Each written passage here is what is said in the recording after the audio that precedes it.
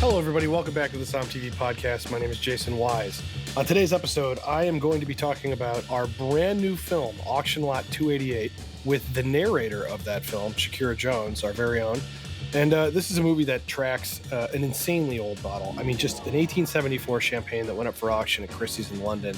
And we sort of decided to film this thing during the pandemic and see what the hell happened. So it's a wild story. And a side of the wine business that I don't think people see a lot. That film comes out July 8th worldwide on SOMM TV. So if you don't have a subscription, SOMMTV.com. It's $49.99 for a year, and there's a 3-day free trial. So, hundreds of hours of stuff to check out. You really can't do that in 3 days, but you can definitely check out some enough to convince you it's worth keeping. So go to SOMMTV.com and check that out. Shakera Jones, one of my absolute favorite human beings, who I'm going to make a rule on this right now before you talk. You're not allowed to hand me my ass like the Viognier podcast. Okay. Can we keep this friendly? Friendly. Yeah. We are on the same, we are going into this knowing that we're on the same side of this. So we'll be good. Okay. We'll be good. All right. Shakera, you narrated this film, and we're going to talk about old champagne. We're going to talk about like deeply old wine as a whole. The old young stuff, but also just the craziness of a bottle like this becoming available for sale. And first of all, you narrated the film, so let's talk about Perrier-Jouët as a house and what we think about champagne. Let's just start this broad. Yeah. So I mean, it's such an interesting house, and I think that it ties into kind of this idea that we all have, like wine is interesting because it tastes great, but there's also always a story for every bottle. And as I have fallen in love with the house, I love that I don't think people realize, like, the founders of the house, they're artists. And so these beautiful floral bottles and these wines being known for being extremely aromatic is because the husband was a botanist. And it's just super cool to see years and years later that is still like the soul of the house. And I think that in having these wines, I've had quite a few from this house. I've had them young, I've had them old. It's remarkable to see like this consistent artistry, floralness, and freedom and fluidity that's in every bottle. So it's a really, really exceptionally exciting house. I think it's amazing to me that when I go to Champagne, Champagne is not what you expect from a wine region. People have visited like American wine regions and you think there's tasting rooms, and it's pretty rare that a Champagne house is open for public tasting. Some are, but it's pretty rare. I mean, for the most part. It's only the bigger ones. Yeah, I don't want to shit on France here, but I'm going to say Champagne, you can die of water in the streets trying to find a bottle of water to buy. So like you would think you could buy Champagne everywhere in Champagne or taste it everywhere, but you kind of get there and that's not really the attitude. The attitude's like, you'll knock for maybe 10 or 12 minutes and a newspaper will blow down the street and then someone will answer the door and they'll be like, do you have an appointment? And if you don't, they slam the door on you and the sun goes down no matter what time it is. It's just an amazing thing that happens in Champagne. But if you do have an appointment and you are scheduled to be at one of these houses, it's an incredible experience. It's like walking into Willy Wonka's chocolate factory. Walk in and there's this whole world going on. And so this one's a real old one. And then you have these cellars that are deep, that are old, and you can feel history. So if you're someone that travels, it's like walking into an old castle in London or in Ireland where you're like, it's almost like TV where you're transported back in history instantly, like, holy cow. So I think that like this is a good house for people to understand. Like it almost reads like a fairy tale, right? Where you can get lost in the story of this house. And I think that's super, super amazing. Well, and that's what's cool about this film. And so the idea of, look, the house goes back into the mid-1800s. So they have witnessed, Americans, we have this concept that we understand like wars, and Europeans, they have a totally different, Europeans and in Asia and these places that are much older history than the United States and North America and South America. They just, it's measured in hundreds of years or thousands of years instead of decades like we do it. But the whole place is sort of underground in Champagne. When you stand almost anywhere in Reims or any of the major villages that are there, below you is a series of ant-like tunnels that stretches all over the place. And in some cases, they connect houses. But in some of these tunnels are bottles that are crazy, crazy, crazy old. And so one question I want to ask you, and this is maybe a little bit of your opinion, but why in the world would a house with this kind of history want to offer up one of their craziest, most prized bottles? Why would they sell this? Like, what would be the point? They can never make enough money because it's only worth what someone's going to pay. It's pretty much priceless, Right. right? I won't give away. I mean, the Well, film is about this auction and everything else, but why the hell would they do this? I mean, it's like imagine a world where every artist kept their work for themselves. What a disadvantage that would be to the world. And I think that these winemakers, these families, like it's art in a bottle, whether it's intentional or not, it is. And it's even more nuanced. It's consumable art. It's like if you go to some of the higher end restaurants, like you've gotten a plate of food where you're like, I don't even want to eat this because it literally looks like art. I also think like, what are I've we never going to had that hold it problem. for? I mean, I've I never had always, that problem. I'm not going to not eat it. Like I'll admire it for a while, but in the end, I'll eat it. But like, think about it. Like, what is the house going to hold on to it and do? Like, are they ever really going to open it? Are they, I don't know. I think I can understand why it would be a gift to the world, but it's not really a gift because you need a lot of money to get your hands on something Well, an like that. 1874 bottle of any wine is Do I don't you want to think get that that's going to be good? well, so here's the thing. We have to put and we need to talk about ultra old wine because there's a club out there and they're crazy people and I think you're a member and I'm a member and but you and I are not the people who can afford these. We just happen to find ourselves in rooms with people who somehow can or else we're at the wineries Right. or the domains or whatever. So, do I think it's going to be good? Okay. I think there's a very strong chance it is absolutely drinkable. I think there's a strong chance that it will be a very unique thing. I think that it is, yeah, good for it's what it is and what it should be at this age.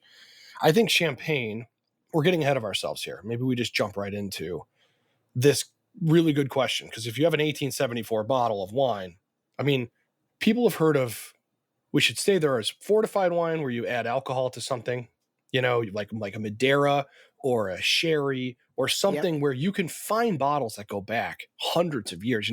There's all these somebody opened up John Adams's old office and in the wall they had like a case of Madeira and it's from the 1780s and you're like, all right, that could be good. And you know why that's good? Because it was sealed properly and there's alcohol in it. Lots So of it it. acted lots as a matter of fact. Yeah. And back then, tons of sugar too. So Yep.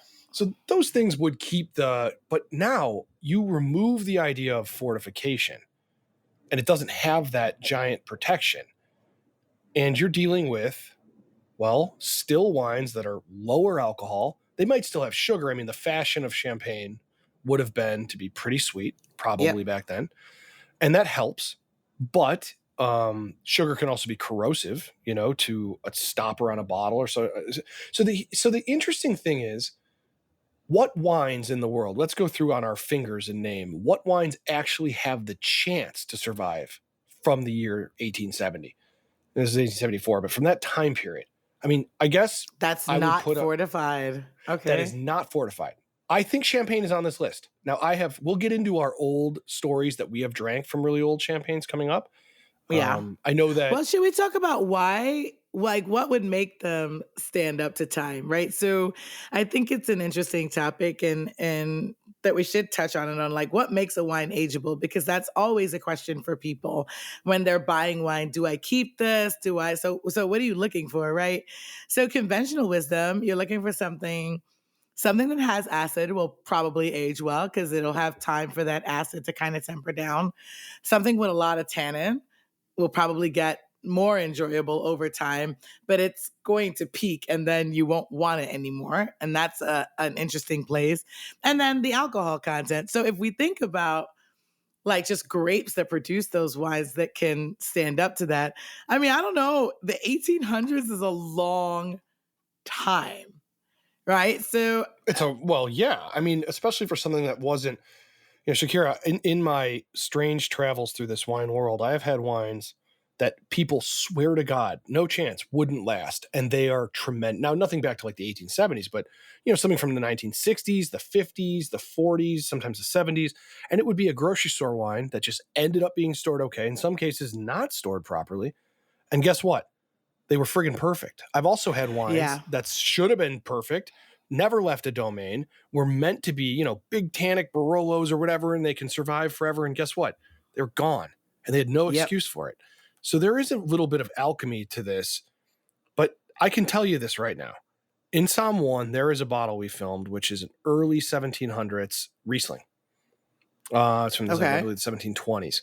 And I think a lot of people would consider high acid, high sugar Rieslings from certain parts of Germany. Yes, they can go that long. Now, are they, when you drink them, are you expecting it to taste like a Riesling that you've had, No. from the shelf that's 3 years old? Absolutely not. It's a different thing. But my two I would name off the top of my head is that and Tokai. So, which is basically pancake syrup at that point, but can absolutely last and is not fortified. It's just in crazy high sugar. There's Bordeaux's. You find like 1800s pre-phylloxera Bordeaux's. I mean, right. Raj Parr has stories. I tried an 1880 Lafite one time at a party that I would say with all certainty that I was capable of at that point. It was I've got to go to these parties. Okay. Yeah, well, yeah, it was it was just right place, right time. But Bordeaux's supposedly can, and if a Bordeaux can, why can't most reds from a hardy grape? Let's talk about. Are we getting ahead of ourselves here? No, I just think that there's so much nuance in it, right? So like, what's good for an older wine? Like that is where I think it gets so subjective. So one, I think that the more wine you drink and the more wine you drink over its lifespan, the more you can appreciate the difference in a child, an adolescent, a young adult, a geriatric, and oh my God, how are you still living? And oh my God, you're not alive. And oh my God, you're a ghost wine, right? I don't know that everyone likes older wines either, because I think that there are people that like, if I'm going to drink Bordeaux, I want it to taste like Bordeaux. And old Bordeaux doesn't taste like young Bordeaux at all to me. It tastes very different. You've stripped away a lot of the stuff. It's still very enjoyable though. So yeah, but how don't you much think it of tastes it, more? It tastes more like Bordeaux than old Champagne tastes like Champagne, in my opinion. I think old Champagne, which we'll get to in a minute. Yes, I agree with that. It's almost a totally different wine than any other kind of wine. It's not the same wine at all. It's actually very, very different. You actually, if someone told you it was never a sparkling wine, it was always a still wine, you're more likely to believe that than to believe it was ever champagne. But I just think that like when it comes to, and we see this a lot of like, oh, I want something older. Well, what does that mean to you? What do you want? If you like Pinot Noir because you like the ripe, fresh fruit in it, do you really how old do you want to drink Pinot Noir before that's not what it's giving anymore? It's giving something else that's spectacular, but depending on what you're drinking it for, do you want what it is when it gets older? Yeah, I think that the general drinker, and that can come in all forms, doesn't know how to answer that. And like you said, you just have to taste a lot of different things. I mean, I know people who don't like champagne. I mean, the good thing about wine is people have Who tastes. Are those crazy people? Oh, Delin Proctor. I'll call him out by name. He doesn't like champagne at all. No, I forgot about that. Oh, he likes Barolo. True story. Yeah, true story. But anyways, I just like to give him shit anytime I can. So I mean, like Jonah Beer, who's always on this podcast, he doesn't like. Really? He doesn't like. Yeah, I mean, this is like a thing, and there's a part of me that thinks it's slightly hipster to just be like, I don't like that thing everybody else likes. This is my opinion because I don't believe you. Well, I'm telling you, I don't want to. I don't want to get in. You. I believe you, but I believe that there is this hipster thing. It's the same people that like, wines that are, to me, clearly flawed, but you think it's just funky and cool, right? Okay, enjoy your flawed wine. I'm not going to stop you. Okay. Well, that's another topic, though. Yeah. Well, back to wines that can age and physically can do it. Champagne can do it, and I'll tell you, I've spent a lot of time with the films. I've spent a lot of time for other reasons in Champagne, in that region. And a lot of cases, the winemakers will say they believe that the pétillants in the bottle, the bubbles, actually can preserve. So it actually might be a preservation factor. Yeah. So Frederick Panayotis over at Ruinart believes this, and I've heard it also from Olivier Krug, in that the belief is that it might be one more thing that allows champagne to be able to age for a long time. And so there are interesting things. So with the Perrier-Jouët bottle, I don't think they would have offered it for sale if they thought it was going to be just motor oil in there. I just don't believe that would have been in their mindset. I think they would have taken a look at it and said, look, I believe that this is in good shape. It's sound for considering the tremendous amount of age on it. But let's talk about aged champagne. I am married to a woman who loves champagne. She would drink it for the rest of her life, every day, anytime. But she doesn't really prefer old champagne. She'll drink it, but she wants fresh, acid, all of that stuff. I understand that completely. I want to talk about old champagne. And are my in agreement with you and I both truly love it? We do. Okay. Why do we love old champagne? I don't know if you're listening to this pod and you have not had...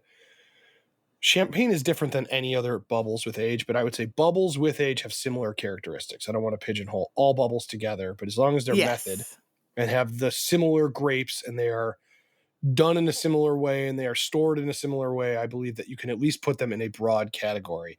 Describe to me an old champagne. Yeah, we're finally getting along. What are we going to call old? Let's say, because Charles Heidsieck wines, in a lot of cases, those wines go back 12, 15 years in the bottle. Some are older. And Krug, if you go buy a bottle of Krug, which their regular bottle is it's not an inexpensive bottle of wine, but for its reverence and how good it is, it's relatively on the celebration affordable scale. Those go back many, many, many years old in that bottle. There's lots of reserve wine in there. And those are brand new released. So we should say we're talking about how old once it's been bottled. Is that what we're talking about? That's exactly why I was saying we need to define what we're going to call old. Are we going to call old the vintage the grapes were picked? Are we going to call it when it was released? Well, because it's about blending. And so that's why champagne is complicated. That's why this whole thing is complicated. Right. But I would say old this way. I have a bottle of champagne. It's got a date on it. So meaning it's a vintage champagne. And it's got more than 12 years on it. Fair. That's what I would say. I would say that I would start calling that old, or at least worth calling it, because is that fair? Yeah, I absolutely agree. Okay, I just wanted us to have a benchmark for what we consider old, because unlike I consider otherwise, old 1874. Well, then I'm out, because I've never had anything that old. But I think the more you drink, again, the more you really get to experience wines throughout its life cycle. And I agree with Christina that there are some champagnes that I enjoy young, because they're bright, they're zippy, there's energy in the bottle. And when you drink it, it's awakening to your palate. It's just that. And I think that there are some champagnes that's what they're for. So I like Meunier-based champagnes a lot. I don't know that I very much enjoy those aged. Are there good examples of it? Don't jump on me, because I'm going to have 50,000 emails now telling me the 4 that are good with some age. I know, but we're not talking about that. But I think, one, we like Blanc de Blanc champagne a lot. So Chardonnay-based. Chardonnay-based champagnes. Chardonnay is a really interesting grape that's probably the best designed for aging, no matter what. And so I think that when you start to drink, one, if you already love Chardonnay, and you start to drink it made in these different ways, and you really see what develops, where you loved it young, you loved it 10 years old. If you have it 20 years old, you'll love it for a completely different set of reasons. But I think that if you get to as you taste through wines at the life cycle, with a little age, the wine, it's almost like a person, right? Like, you ever meet a teenager that you're like, this kid's going to be great, but they are just too much right now. Like, I need them to sit down. Like, you were doing too much. I think there are wines that are like that. I think there are wines like, all right, I don't want you to leave immediately, but if you shut up just a bit, I'd be okay with it. But then if it's a family friend, you meet that kid 15 years later and they're settled into who they are. All those rough edges have kind of smoothed it out. Now you want to take this kid out to dinner. They're a really interesting human being that you cannot get enough of. I think champagne ages in a very similar way. Interesting. Okay. The one thing that I really, really, really like about aged champagne, so for some people this is an acquired taste, but for me, it was instant. Now, I'm going to tell you right now, anybody listening, if somebody opens up a bottle from 1980 or 1960 or whenever in the cellar of a place it was made, you're going to freak out no matter what. It's just how it goes. But yeah, there is something about aged champagne that is this nutty, oxidative, wonderful, everything's mixed. And so kind of how you said everything's interesting, your bubbles are probably gone. And if they exist, they're fleeting really quickly. as soon as you pour it in the glass, they're done. Oh, the minute you get like one tiny little bit of like lively, you got to do a gasp. boomerang. You got to do a boomerang instantly because that's the only time there's going to be any bubbles in the glass. Boomerang.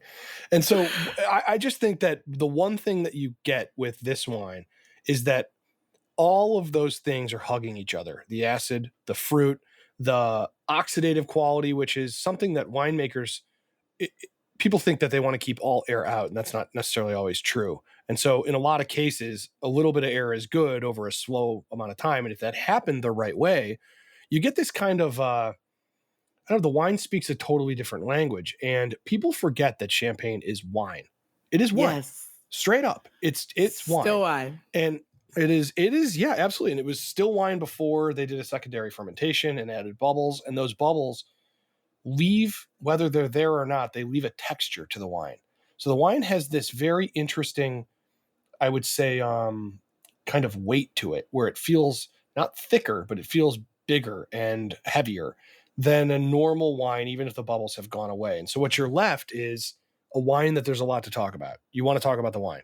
Now, if you want to be at a place and talk to the person you're with, you're probably going to drink young champagne. That's right. But if you want to talk with anybody you're in the room about what the hell you're drinking, you drink old champagne.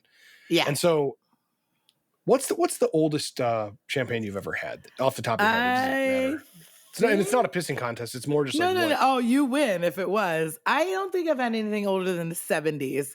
I was born in 81, and champagne might be one of the few good things that you can drink from 1981. Champagne, Napa, and some Bordeaux. You mean it was a tough vintage? Just a tough year? 81 was just a tough year everywhere. But I've had a lot of 81 champagnes, and I think that they're delicious. And everything that you described is what I like. But I think that people...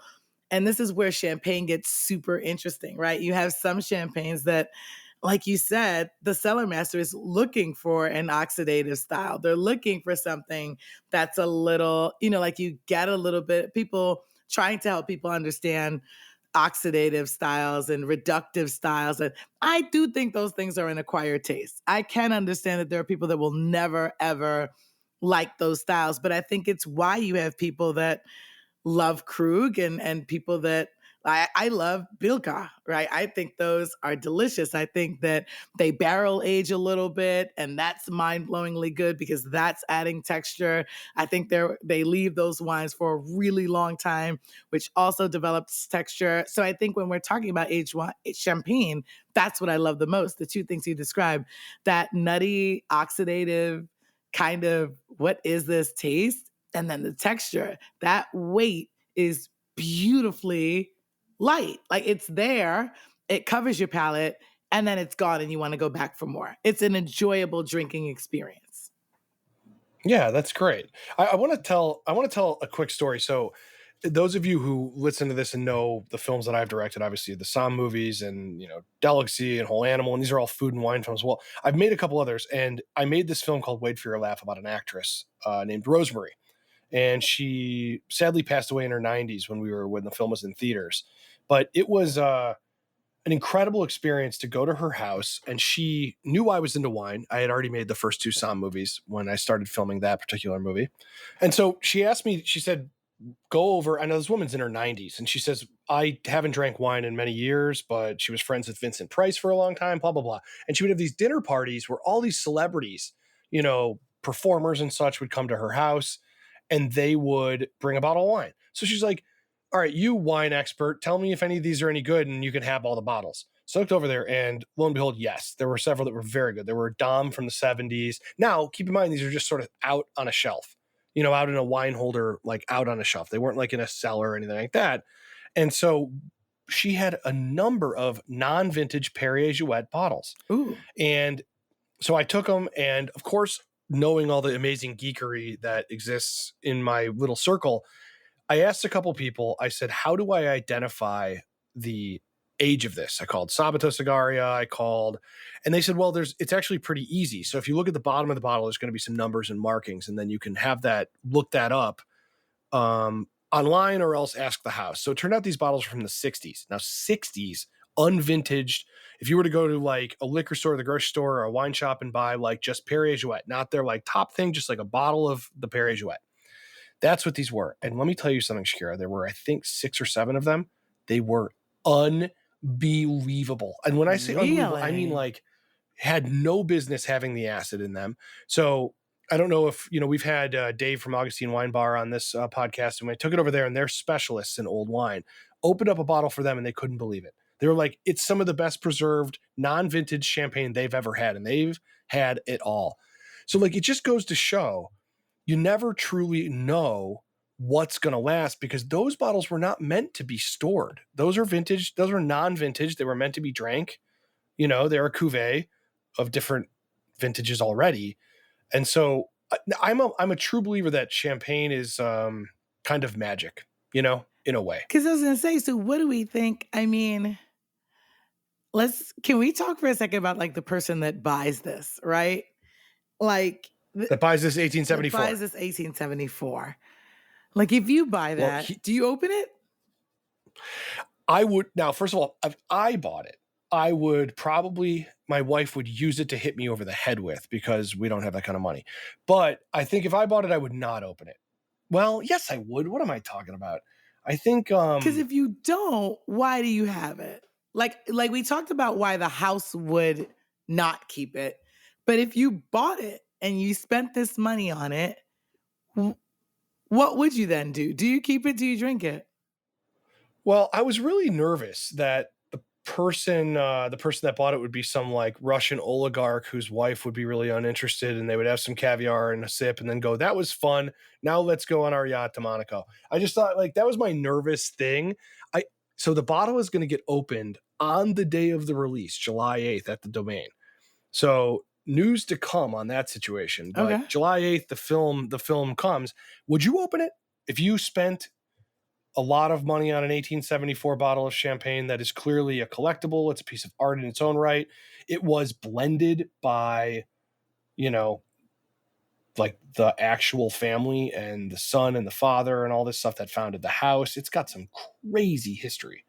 Would you open it? I don't know that I'd open it. I mean, one, if you have that kind of money to spend, I don't really think it matters.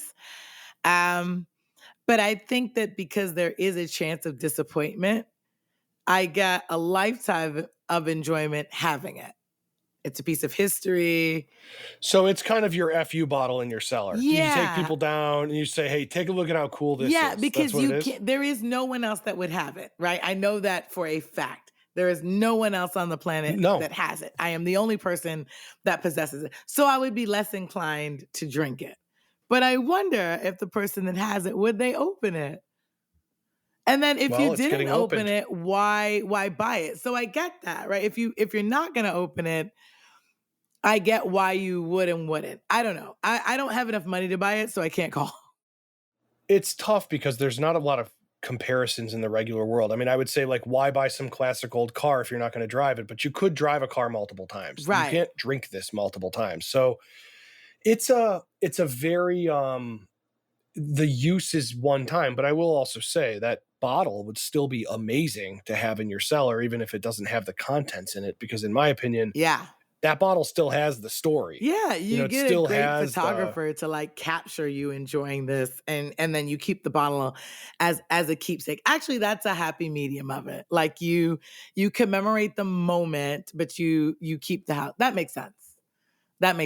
Well, I just think this is the kind of stuff that's so fun to be able to do with SOMM TV, is to be able to document stories that, Netflix is not going to do this. No. Hulu's not going to do this.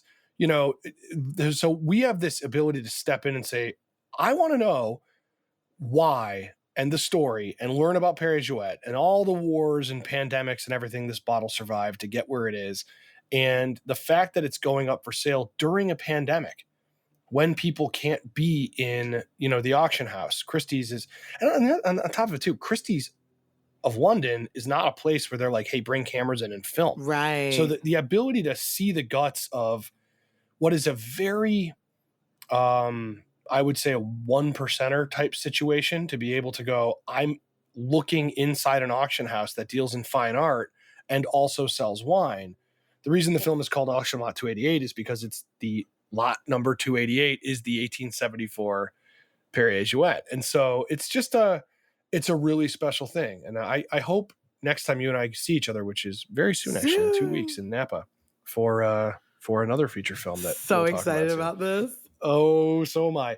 But I think that hopefully next time we see each other, we get a chance to open up something old and maybe talk about it. It's one of the rare things you and I see eye to eye on. We like old champagne. We like old champagne. And I do think, I think that's one of the reasons that we love champagne, is that even non-vintage champagnes have quite a bit, like the reserve system. And I love that houses are now talking more and being more public about like the amount of reserves they had. Heidsieck is such a good example of that. I mean, they have reserve wines that go so far back, which is why they're $50 or $60 entry-level bottle is still phenomenal and has 15-year-old wine in it.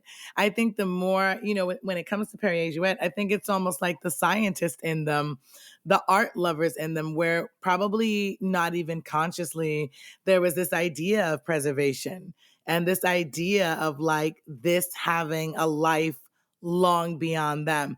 And that's so, I think that telling these stories in this way of like, imagine a war going on above you, but you've got these caves full of wine that your grandfather made, your great-grandfather made, and you're trying to stay alive. You're trying not to get captured, but there's a part of you that still wants to hide these things, because if nothing is left, these still might be. That's incredible in and of itself. Well, it's going to be a very long time before something like this goes up for auction again, because there just aren't many left in the world of them. I'm sad I don't get to try this bottle. Normally I pride myself on being able to taste a lot of the wines that you see in our content, but in this case I didn't, and I want to congratulate you for a great job doing the voiceover on this film. You did great. It's nice to, it's nice. You have a silky voice.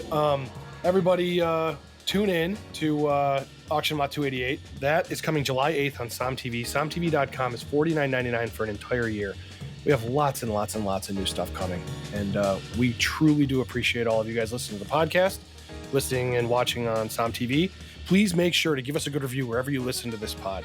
Today's podcast was mixed by John Adams and produced by Nadine Netman. And I'd like to thank my mom for hanging around for so long and finishing the pod today. All right, everybody, go drink some champagne and tune into SOMM TV. Be safe. Bye, guys.